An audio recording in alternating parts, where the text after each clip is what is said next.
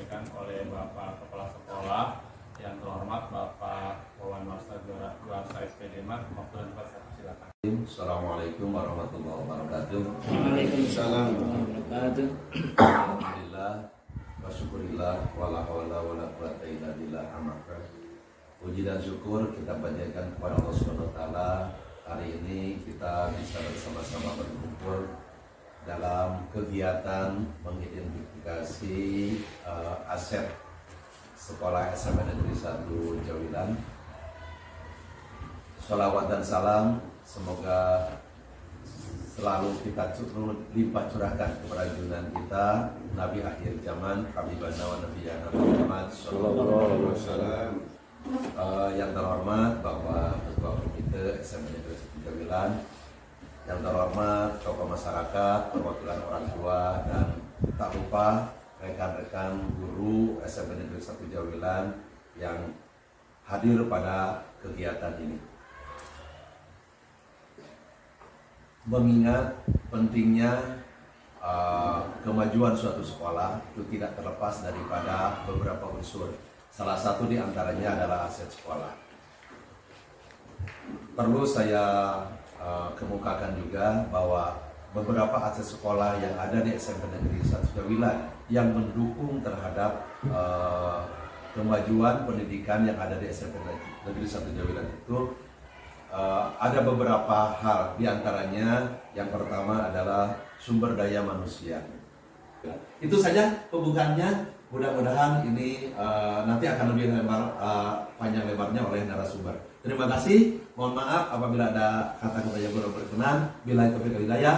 Wassalamualaikum warahmatullahi wabarakatuh. Assalamualaikum warahmatullahi wabarakatuh. Waalaikumsalam warahmatullahi wabarakatuh. Siang teman-teman yang terhormat Bapak Kepala Sekolah, komite, tokoh masyarakat, perwakilan orang tua siswa, dan juga teman-teman dari guru SMP Negeri 1 Jawilan. Baik, hari ini saya akan memaparkan tentang identifikasi sekolah dan strategi pengembangannya. Sebenarnya gini, sebuah sekolah akan berpengaruh terhadap potensi mutu sekolahnya tergantung lingkungan itu sendiri. Kita bandingkan antara sekolah yang berada di pegunungan, berada di hutan, dengan sekolah-sekolah yang mungkin strategis tempatnya di perkotaan, mungkin sangat berpengaruh terhadap kualitas tersebut. Itu boleh Bapak bayangkan juga sekolah yang ada di pasar ya. Mungkin itu juga kalau di pasar sangat mempengaruhi terhadap kualitas kebisingan di pabrik, di jalanan. Nah, teman-teman bahwa dan yang hadir hari ini bahwa identifikasi sekolah dan pengembangannya untuk Jawilan ini yang pertama di sini yaitu ya sebagai ada sekolah itu sebagai ekosistem. Seperti kita ketahui bahwa ekosistem ada dua ya. Ada biotik dan abiotik kalau pengajaran paham. Kalau biotik itu yang hidup, abiotik yang tidak hidup. Biotiknya siapa? Biotiknya adalah guru. Tadi sudah disampaikan beberapa sekolah. Biotiknya adalah sumber daya yang mempengaruhi terhadap kualitas sekolah itu sendiri. Bayangkan kalau sekolah sebesar ini siswanya banyak, ternyata guru-gurunya masih belum sarjana gitu, lulusan SMA. Apa yang akan terjadi terhadap kualitas hasil lulusan itu sendiri? Dan alhamdulillah sudah disampaikan oleh beberapa kepala sekolah bahwa ternyata guru-guru yang ada di kita SMP Negeri 1 Jawilan ini sudah sarjana, bahkan sudah S2 gitu. Jadi untuk biotiknya ada murid, kepala sekolah, guru, staf pendidik ya, itu juga ada yang hadir. Terus ada pengawas sekolah, orang tua, ada masyarakat, sekitar, dinas terkait dan pemerintah daerah. Yang kedua abiotik. Nah abiotik ini adalah tidak hidup ya, artinya tapi bergerak membantu terhadap proses sumber daya itu sendiri. Keuangannya seperti apa, sarana prasarannya seperti apa, lingkungan alam seperti apa. Nah itu juga membantu. Oke, selanjutnya ini pendekatan berbasis kekurangan atau masalah atau sebut aset. Ya, berbasis kekurangan, kalau kita berbasis kurang ini adalah yang dikedepankan itu selalu yang negatif gitu. Kalau sebuah sekolah yang maju ini bicarakan tuh yang positifnya, yang menjadi berpengaruh terhadap sekolah. Kalau ngomong kekurangannya selamanya itu akan berpengaruh terhadap situasi atau keadaan sekolahnya tersebut gitu. Misalkan contoh kurangnya fasilitas, memang iya sih berpengaruh sangat sekali, tapi kalau selalu dibicarakan hal kekurangan ini sangat berpengaruh sekali. Kalau kita profesional seorang guru hanya mengedepankan tentang kelebihan diri sendiri dalam menyampaikan pengajaran, kelebihan yang dimiliki, maka setidaknya akan membantu pada proses pembelajaran yang berpihak pada murid. Oke. Yang akan kita bahas di sini adalah tentang berbasis kelebihan atau aset. Ya. Selanjutnya adalah aset sekolah. Apa itu aset? Aset sekolah adalah kekayaan yang mempunyai manfaat ekonomi berupa benda berwujud dan benda tak berwujud. Ini menurut Nafidin tahun 2007. Sekolah adalah sebuah lembaga yang dirancang untuk mengajarkan siswa di bawah penguasaan guru. Sekolah merupakan salah satu elemen penting dari kemajuan pendidikan. Suatu daerah, manajemen adalah pengelolaan yang berarti mengurus, mengatur, melaksanakan, memperlakukan, dan mengelola, gitu ya. Oke, manajemennya juga di situ ada cara sistematiknya, bagaimana cara pengelolaan keuangannya, bagaimana cara sistem kurikulumnya, bagaimana cara tentang peserta didiknya itu ada di sistem seperti itu. Ya. Selanjutnya, aset sekolah. Aset sekolah itu ada apa saja sih? Aset sekolah tadi itu ada 6, ada 7 maaf. Ada 7 yang disebut dengan modal. Ya, aset sekolah itu adalah umumnya ada 7. Yang pertama adalah modal manusia. Manusianya seperti apa dulu gitu. Ya, mau ngedirin sekolah, sudah siapkah sumber dayanya? Kalau belum siap, ya jangan dipaksakan. Kalau sekolahnya seperti apa? Apakah sudah lulusan seperti apa? Sarjana atau tidak? Gurunya juga, tenaga pendidikan yang lainnya, gitu kan. Apakah di sana sudah pengelola seperti apa? Itu juga harus kecakapan seorang yang berhubungan dengan masyarakat seperti apa. Jadi tidak inklusif atau pasif. Ya. Bagaimana seorang kepala sekolah yang berhubungan dengan masyarakat seperti apa itu sangat berpengaruh. Tidak hanya independen atau individu hidupnya dalam satu sekolah tersebut. Yang kedua adalah modal sosial. Nah, tadi juga disampaikan kita sudah banyak sekali sosial kita yang dilakukan. Modal sosial adalah kegiatan yang secara sosial itu berpengaruh, ada efek teringat oleh siswa tersebut bahwa oh ternyata saya pernah diajarkan di sekolah sistem sosial yang baik. Ya, baik itu kegiatannya misalkan kemasyarakatan atau kegiatan sosial di dalamnya, ternyata efek bagusnya adalah di luar seperti apa. Yang ketiga adalah modal politik. Modal politik ini apa? Ngapain gitu? Pembelajaran yang bisa memanfaatkan tentang sistem kepolitikan yang ada di dalam. Contohnya memanfaatkan alumni. Alumni kita ada punya alumni, ikatan alumni SMP 1 Jawilan.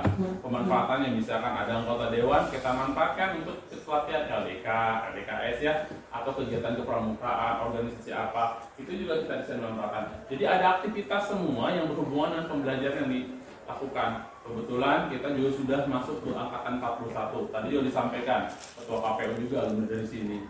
Bahkan ada sekretaris kecamatannya dari sini, lurah-lurah dari sini, para pejabatnya juga dari sini. Artinya bahwa aset tersebut ini bisa sangat berpengaruh kita manfaatkan lebih baik. Kuncinya adalah sistem kolaborasinya, sistem komunikasinya harus dibangun. Oleh siapa? Salah satunya ada pimpinan. Komunikasi yang baik akan mempengaruhi juga, gitu kan. Setidaknya ada bantuan buat apa? Karena ada komunikasi yang baik, gitu ya. Selanjutnya adalah modal yang akan dibahas di sini adalah yaitu modal agama budayanya, modal fisiknya, modal lingkungan, modal finansial, agama dan budaya. Nah, kebetulan ya hampir 98% kali ya bahwa kita itu sudah agama muslim sekitar Jawilan ini. Ya, cuma 1% kali yang non muslim. Tapi di situ keberagaman agama seperti apa? Kultur kebiasaan agama yang bagus, yang membudaya ini juga tidak boleh dilepaskan kegiatannya di dalam sekolah ini. Misalkan ada tawasulan yang sudah kita lakukan di hari Jumat atau kegiatan apapun. Mungkin daerah lain ada yang sifatnya apa namanya itu kalau rajaban ya, membuat sebuah apa namanya itu untuk memperingati hari-hari besar. Yang bikin apa sih kayak hiasan-hiasan makanan gitu, yang kayak gitu. Muludan ya, muludan itu juga sebuah tradisi yang bisa benar-benar dimanfaatkan, jadi tidak boleh dihilangkan. Karena sangat budaya itu tidak boleh semena-mena dihilangkan, harus budaya dilestarikan. Jawilan punya apa ciri khasnya? Jawilan ini, gitu. Oh iya, ada sebuah komunitas tentang persilatan, itu juga harus dikembangkan. Daerah mana? Oh daerah Maja punya silat terumbu karang misalkan atau apa, itu harus dibudayakan dulu. Dan itu harus dilibatkan kepada sekolah tersebut. Selanjutnya adalah modal fisik. Nah, fisik kita juga sangat mempengaruhi juga. Mau ngapain siswa banyak, tapi kita kurang. Sekolah juga harus diperbanyak. Begitu juga adalah modal lingkungan. Modal lingkungan sekitar juga bisa mempengaruhi terhadap sekolah. Kebetulan ke strategisnya sekolah kita tuh tidak pegunungan, tidak daerah pesisir, tidak daerah hutanan, yang benar-benar bisa berpengaruh pemanfaatannya. Ya ada puskesmas, ada pasar lingkungannya, ada sawah. Oh sawah bisa dijadikan sebuah lingkungan yang bisa bermanfaat, bisa. Bahwa kegiatan pembelajaran juga bisa lakukan. Sistem luar yang mungkin sama Ibu Alwi bisa memanfaatkan selaku guru IPA, memanfaatkan lokasi sekitar jadi pembelajaran tentang IPA, lingkungan, tentang biotik dan abiotik ekosistem. Ya selanjutnya adalah bisa mempelajari PS, mempelajari tentang bagaimana sistem cara jual beli di pasar, sistem jual beli di pasar gitu. Itu juga bisa. Bahasa Inggris bisa memanfaatkannya tentang misalkan field trip ya, kunjungan terhadap pabrik-pabrik. Kita manfaatkan bagaimana caranya seperti itu. Jangan hanya kita pembelajaran itu hanya eksklusif dalam sekolah itu sendiri, tapi memanfaatkan. Oh ada polsek, ada gedung PGRI, ada puskesmas, ada pemerintahan desa, itu juga bisa dimanfaatkan. Ya, itu gedung PJOK bisa memanfaatkan gedung PRG untuk senam bersama, misalkan atau ada lapangan badminton, gitu ya. Pelajaran-pelajaran dan ini juga bisa jadikan akses sebuah pemanfaatan buat sekolah. Selanjutnya adalah modal finansial. Modal finansial ini juga sangat berpengaruh. Sebuah sekolah tidak akan pernah maju, tidak akan berkembang lebih besar tanpa finansial. Finansial yang dukungannya seperti apa? Kebetulan kita sekolahnya ada sekolah negeri, hanya manfaatkannya adalah menggunakan keuangan BOS, Bapak Bantuan Operasional Sekolah.